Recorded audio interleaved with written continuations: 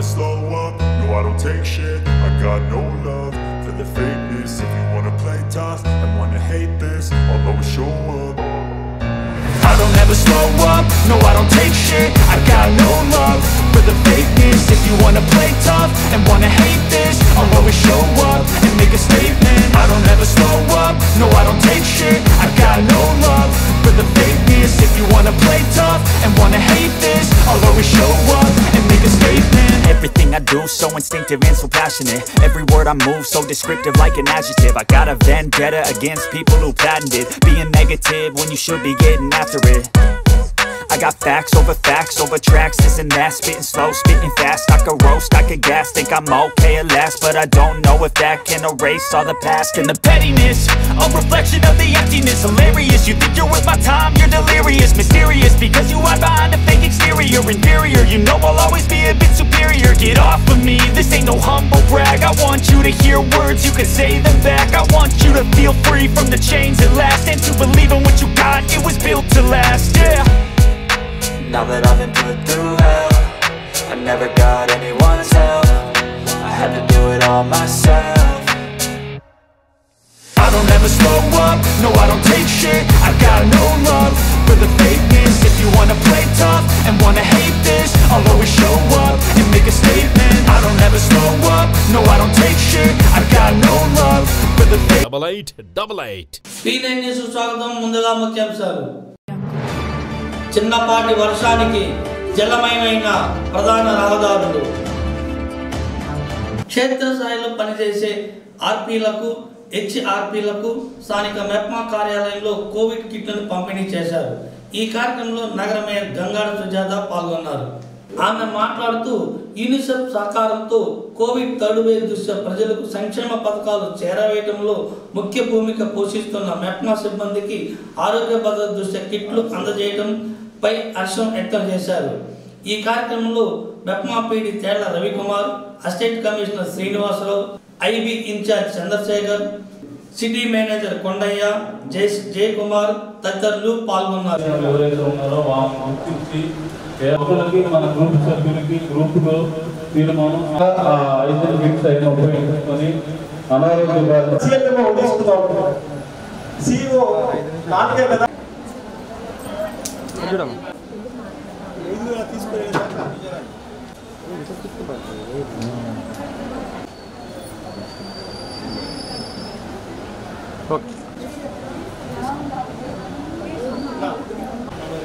చేసే ప్రతి కార్యక్రమంలో తను ముందుంటూ మనల్ని ముందుకు నడిపిస్తున్నటువంటి మన నగర మేయర్ గారు గంగాడ సుజాత మేడం గారికి, మన ఈనాటి కార్యక్రమానికి ముఖ్య అతిథిగా విచ్చేసినటువంటి మేడం గారికి హృదయపూర్వకంగా ప్రత్యేకమైనటువంటి అభినందనలు, నమస్కారం, ధన్యవాదాలు. అలాగే వేదిక మీద ఆశలైనటువంటి United Nations International Childs Emergency Fund అనే ఒక సంస్థ ఐక్యరాజ్య సమితిలో యునైటెడ్ నేషన్స్ ఆర్గనైజేషన్లో భాగమైనటువంటి యూనిసెఫ్ వాళ్ళు ఆరోగ్య సంరక్షణ కోసం తీసుకున్న ఒక నిర్ణయంలో మన మెప్మాతోటి ఒక అనుబంధం, ఒక అటాచ్మెంట్తో ఇందులో పనిచేసేటువంటి క్షేత్రస్థాయి సిబ్బంది, ఆర్పీలుగా ఉన్నటువంటి వాళ్ళు, రిసోర్స్ పర్సన్స్గా, హెచ్ఆర్పీస్గా ఉన్నవాళ్ళు, ఎంఈసీసీలుగా ఉన్నవాళ్ళు నిత్యము ఏదో పనితో ప్రజలతోటి వెళ్ళి అనేకమై వాళ్ళ విధులు నిర్వర్తించాల్సి ఉంటుంది. కాబట్టి వాళ్ళ యొక్క ఆరోగ్యాన్ని సంరక్షించాల్సిన అవసరం, ప్రొటెక్ట్ చేయాల్సిన అవసరం ఉంది. అనే నెయిల్ కట్టర్స్ ఉన్నాయి, బోర్డు బాగా అర్థం చేసుకుంటారు. నెయిల్ కట్టర్ దొరక ఏం చేద్దాం, ఇల్లు చేద్దాం తెచ్చుకోడు. ఈ నెయిల్ లోపలికి చాలా మనం డస్ట్, రకరకాల క్రీములు పోయి రోగాలు వస్తాయి. అందుకని దాని మీద ఫోకస్ చేశారు. హ్యాండ్ వాష్ సరిగా చేసుకోక ఏదైనా కూరగాయలు ఇంకోటో కట్ చేస్తున్నప్పుడు, నేను నెయిల్గా కట్ చేసుకున్నప్పుడు తెగితే సేఫ్టీ, యాంటీ సేఫ్టీ, అది మన టెట్రాల్ అనేది ఒక బాటిల్, ఇవన్నీ కలిపి ఒక జూట్ బ్యాగ్ చేసి అందరికీ నమస్కారం అండి. ఈరోజు మెప్మా వాళ్ళకి, పీడీలకి, అందరికీ, పీడీకి అలాగనే ఒక ఆఫీసుల సిబ్బంది, ఆర్పీలకి అందరికీ కూడా నా హృదయపూర్వక నమస్కారాలు తెలియజేస్తున్నాను. ఈరోజు ఒక మంచి దినమండి. ఎందుకంటే యూనిసెఫ్ వాళ్ళే మరి మెప్మా వాళ్ళకి ఆర్పీలు ఎంతో కష్టపడుతున్నారు, ఎప్పుడు కూడా ప్రజల మధ్యలో ఉంటారు కాబట్టి వాళ్ళ ఆరోగ్యం చాలా ఇంపార్టెంటు. మరి ఇప్పుడున్న ప్రస్తుత పరిస్థితుల్లో మరి కోవిడ్ మనకి ఇంకా పూర్తిగా పోలేదు, అది ఇంకా మనతో పాటే నివసిస్తుంది అని చెప్పి అందరూ చెప్తున్నారు కాబట్టి తగిన జాగ్రత్తలు ప్రజల మధ్య ఉండే వాళ్ళు ఎప్పుడూ కూడా జాగ్రత్తలు తీసుకోవాలి. మనకు ముఖ్యంగా అవసరం ఏంటంటే అందరూ చెప్తున్నట్లుగానే మరి మాస్క్ అనేది కంపల్సరీ, అట్లాగే శానిటైజర్ అయితేనేమి, గ్లౌజులు అయితేనేమి ఇవన్నీ కూడా చాలా కంపల్సరీ. ఎప్పుడు కూడా నిత్యం కూడా చేతులు కడుక్కోవాలని చెప్తున్నారు. అయితే వాళ్ళు ఎప్పుడు కూడా ప్రజల మధ్యలో ఉండే పథకాలను కూడా మరి గవర్నమెంట్ ఏదైతే పథకాలను ఇస్తున్నారో ఆ పథకాలను కూడా ప్రజల మధ్యకి తీసుకెళ్లే క్రమంలో వాళ్ళకి ఏదైనా ఇన్ఫెక్షన్ అది సోకవచ్చును. అలాగే అందుకని వాళ్ళ ఆరోగ్యాన్ని దృష్టిలో పెట్టుకుని మరి యూనిసెఫ్ వాళ్ళు ప్రత్యేకంగా మరి ఈ మెప్మా వాళ్ళకి ఆర్పీలకి ఈ యొక్క కిట్లు, మెడికల్ కిట్స్ అనేది ఇవ్వడం అనేది చాలా సంతోషకరమైన అవసరం ఉందండి. అంతేకాకుండా వారికి కూడా వీళ్ళందరి తరపున కూడా హృదయపూర్వక ధన్యవాదాలు తెలియజేస్తున్నాను. వీళ్ళందరూ ఆరోగ్యం వాళ్ళకే కాదండి మనకి కూడా చాలా ఇంపార్టెంట్ కాబట్టి ఇంత మంచి కార్యక్రమానికి మీరు అందరూ హాజరైనందుకు అందరికీ కూడా హృదయపూర్వక ధన్యవాదాలు తెలియజేస్తాను. అందుకే ఇది కూడా నా చేతుల మీదుగా మరి వీళ్ళందరికీ అందజేసే అదృష్టాన్ని కల్పించిన మరి పీడీ గారికి, అలాగే సిఎంఎం కొండయ్య గారికి, అలాగే మరి మా ఏసీ గారు, అసిస్టెంట్ కమిషనర్ గారు వచ్చిన్నారు. వీళ్ళందరికీ కూడా నా హృదయపూర్వక ధన్యవాదాలు తెలియజేస్తాను. 75వ స్వాతంత్ర దినోత్సవాన్ని పురస్కరించుకొని ఆజాదీ కా అమృత్ మహోత్సవ కార్యక్రమంలో భాగంగా వీర జవాన్ కుటుంబ సభ్యులను ఘనంగా సన్మానించారు. జిల్లా సైనిక్ వెల్ఫేర్ ఆధ్వర్యంలో ఒంగోలులోని పాత రిమ్స్ ఆవరణలో గల సైనిక్ వెల్ఫేర్ కార్యాలయంలో జరిగిన కార్యక్రమంలో 1971 భారత బంగ్లాదేశ్ యుద్ధంలో పాల్గొని మరణించిన జవాన్ల కుటుంబ సభ్యులు పాల్గొన్నారు. అనంతరం వీర జవాన్ కుటుంబ సభ్యులకు జిల్లా సైనిక్ అధికారి ఎం రజనీ కుమారి ఘనంగా సన్మానించారు. అనంతరం రజనీ కుమారి మాట్లాడుతూ దేశ ప్రధాని నరేంద్ర మోడీ పిలుపు మేరకు ఆజాదీ కా అమృత్ కార్యక్రమంలో సమాజ్ ఉత్సవ్ కార్యక్రమాన్ని చేపట్టడం జరుగుతుందని అన్నారు. దేశ ప్రజలు రక్షణ కోసం జవాన్లు పడుతున్న కృషి వెలకట్టలేదని అన్నారు. యుద్ధంలో ప్రాణాలు కోల్పోయిన వీర జవాన్ కుటుంబాలకు వైఎస్ఆర్ ఆసరా ద్వారా 5,000 రూపాయల పెన్షన్లు అందిస్తున్నామని అన్నారు. ఈ కార్యక్రమంలో సైనిక ఉద్యోగ సంఘ అధ్యక్షులు నెప్పలి నాగేశ్వరరావు, కృపావతి, ఇందిరా, పార్వతి, రమణయ్య జవాన్లు పాల్గొన్నారు. సెకండ్ వరల్డ్ వార్లో దాదాపు 583 మంది సోల్జర్స్ పార్టిసిపేట్ చేశారు. అయితే ఈ వెటరన్స్ ఎవరు కూడా ఇప్పుడు బ్రతికి లేరు. లాస్ట్ ఇయర్లో ఒక ఆయన ఉన్నాడు, ఆయన కూడా మరణించడం జరిగింది. మొత్తం 50 మంది విడోస్ మన జిల్లాలో ఉన్నారు.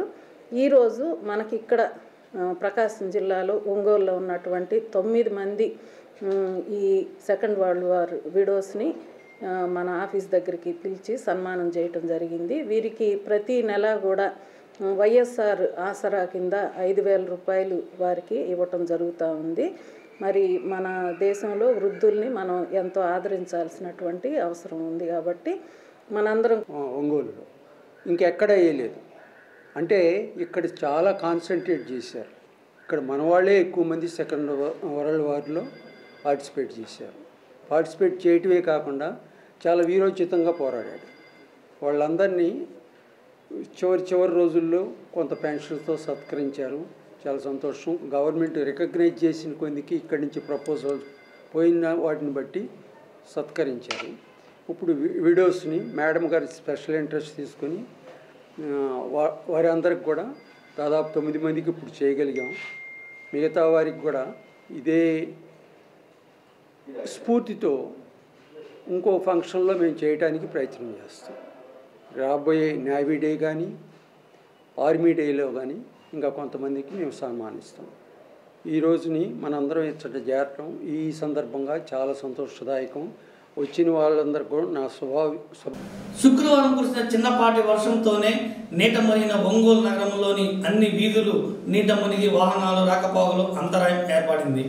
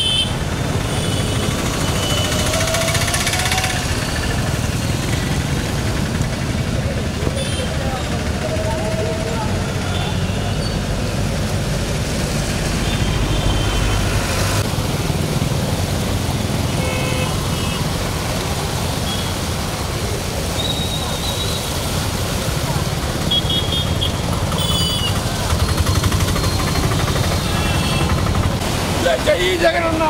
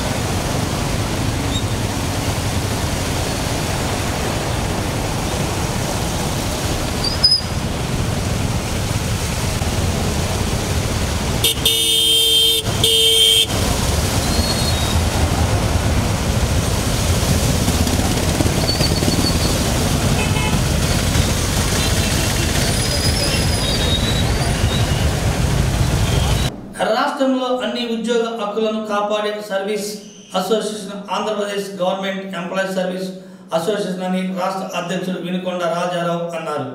స్థానిక పాత రిమ్స్లో గల కార్యాలయంలో ఏర్పాటు చేసిన సమావేశంలో వినుకొండ రాజారావు మాట్లాడుతూ ఉద్యోగుల సమస్యలపై ప్రభుత్వంతో చర్చలు జరుగుతున్న నేపథ్యంలో ఉద్యోగ సంఘ నాయకులు వారి పరిష్కార దిశగా పోరాడాలని అన్నారు. నేను ఆంధ్రప్రదేశ్ ప్రభుత్వ ఉద్యోగుల సర్వీస్ అసోసియేషన్కి రాష్ట్ర అధ్యక్షుడిగా పనిచేస్తా ఉన్నాను. అనేక క్యాడర్ ఉద్యోగులు ఈ రాష్ట్రంలో వారికి భరోసా కల్పించాలనే లక్ష్యంతో మేము ఆఫీస్ అటెండెంట్ నుంచి అధికారి వరకు ఒకే సర్వీస్ అసోసియేషన్ ఉండాలనే ఉద్దేశంతో ఏర్పాటు చేశాం.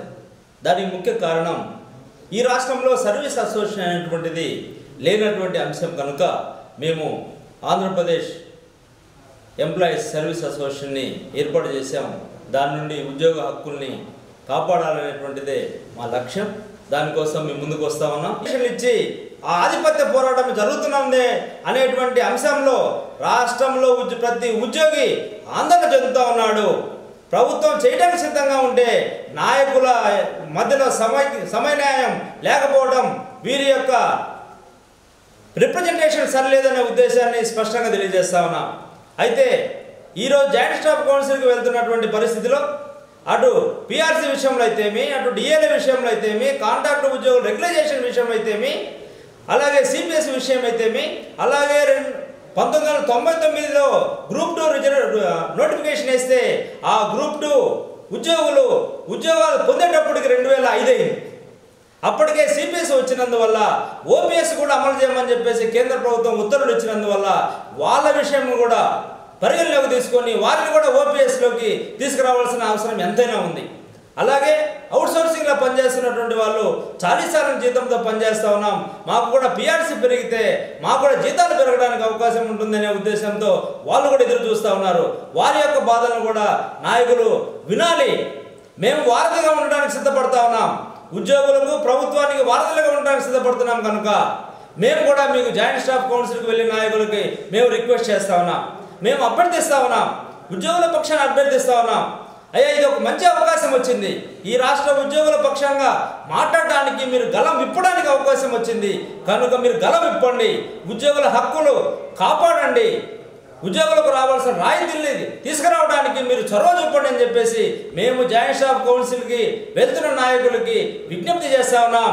అది ఎందుకనంటే మేము కూడా బాధ్యత కలిగిన పౌరులుగా ఈ సమాజంలో గౌరవప్రదమైనటువంటి ఉద్యోగిగా ఉన్నాము కనుక మేము కూడా ఉద్యోగులకు ప్రతినిధులుగా 13 జిల్లాల్లో సర్వీస్ అసోసియేషన్ ఏర్పాటు చేసి భరోసా కల్పించాలనే ఏకైక లక్ష్యంతో ముస్లిం సామాజిక ఉద్యమ నేత, ముస్లిం హక్కుల పరిరక్షణ సమితి జిల్లా అధ్యక్షులు జనాబ్ మహమ్మద్ అయూబ్ 3వ వర్ధంతి కార్యక్రమాన్ని స్థానిక చంద్రయ్య నగర్లో నిర్వహించారు. ఈ కార్యక్రమంలో ఒంగోలు మండల తహసీల్దార్ నయీం మహమ్మద్ పాల్గొని ఆయన చిత్రపటానికి పూలమాల వేసి నివాళులు ఘటించారు. పేదలకు బట్టలు, పండ్లు పంపిణీ చేశారు. ఈ కార్యక్రమంలో తేళ్ల అరుణ, చాపల వంశీకృష్ణ, సింగరాజు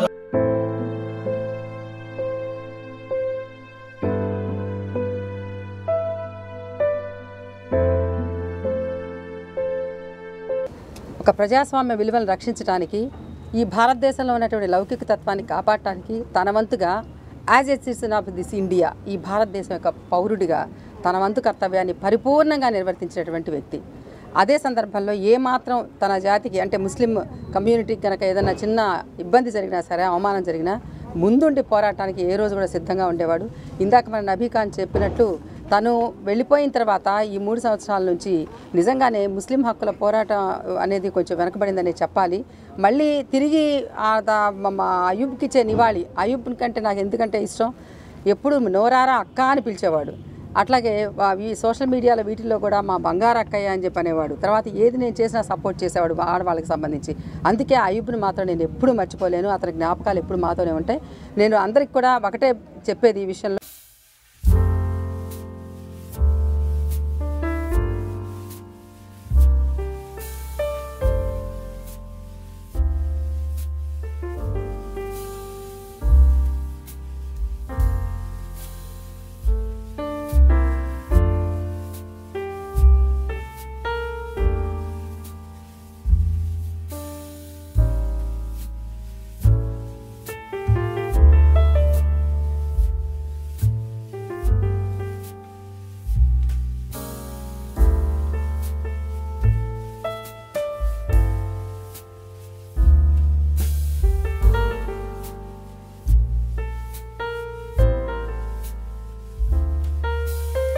కొడుకుతో సమాన పిల్లలు చిన్నప్పటి నుంచి కూడా నాకు బాగా అటాచ్మెంట్.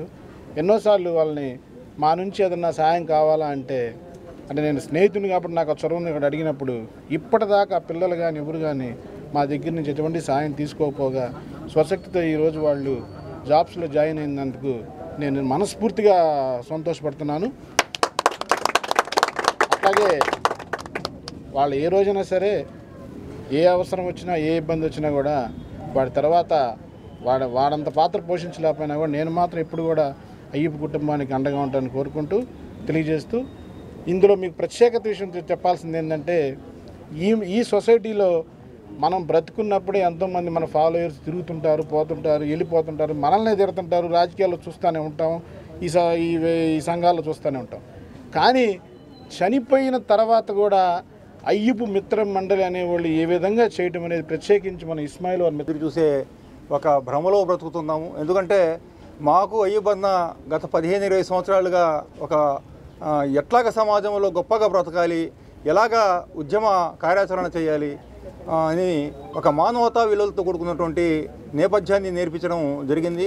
ఆ క్రమంలోనే ప్రతి ఏడాది మేము వర్ధంతి సభలే కాదు, అతన్ని అయ్యబంధాన్ని గుర్తు చేసుకుని రోజంటూ ఉండదు. ప్రతి ఉద్యమ నేపథ్యం జరిగినప్పుడల్లా అయ్యబంధం అంటే ఇట్లాగుండేది, అయ్యబంధం అంటే ఇంకా గొప్పగా చేసేవాళ్ళమని చెప్పి మేము అనుకుంటా ఉన్నాం. అయితే ఈ సందర్భంగా ఒక ప్రకటన కూడా చేస్తూ ఉన్నాం. గత 3 సంవత్సరాలుగా ముస్లిం సామాజిక ఉద్యమం కొంత వెనుకబడిన మాట అయితే వాస్తవం.